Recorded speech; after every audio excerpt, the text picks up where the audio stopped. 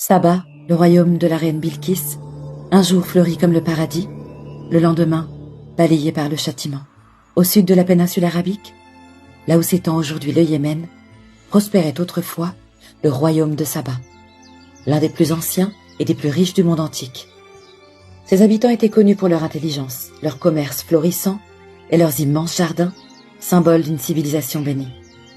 On décrit leur demeure comme étant entourée de 2 jardins, des vergers infinis, irrigués par un ingénieux barrage qui retenait les pluies de montagne. Saba était une civilisation bénie, prospère, cultivée et respectée dans tout le sud de l'Arabie. Mais derrière cette prospérité se cachait l'orgueil. Selon les exégètes, le peuple de Saba s'est peu à peu détourné de Dieu. Ils ont oublié la gratitude et délaissé les commandements.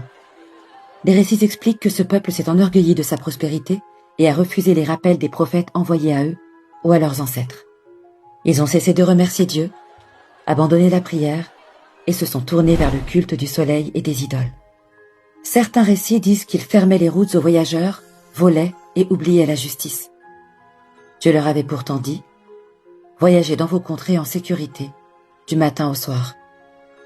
Mais leur désobéissance fit disparaître cette bénédiction, les routes devinrent dangereuses, leurs villages furent dispersés, et leurs jardins furent remplacés par des épines et des arbres amers.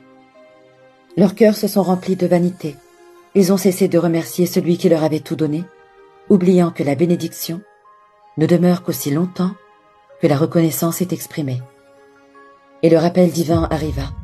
Le barrage de Ma'arib, symbole de leur puissance, se fissura. Une nuit, une crue monstrueuse déferla sur la vallée. Sayl el-Harim, l'inondation du barrage. Les jardins furent submergés, les maisons balayées, les terres rendues stériles. Leur paradis devint désert en l'espace d'un instant. Ceux qui survécurent furent dispersés à travers l'Arabie, et leur prospérité devint un avertissement éternel.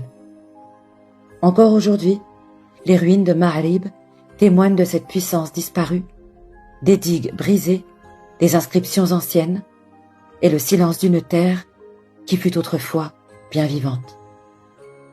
Quant à Bilkis, la reine de Saba, elle eut le courage de reconnaître la vérité.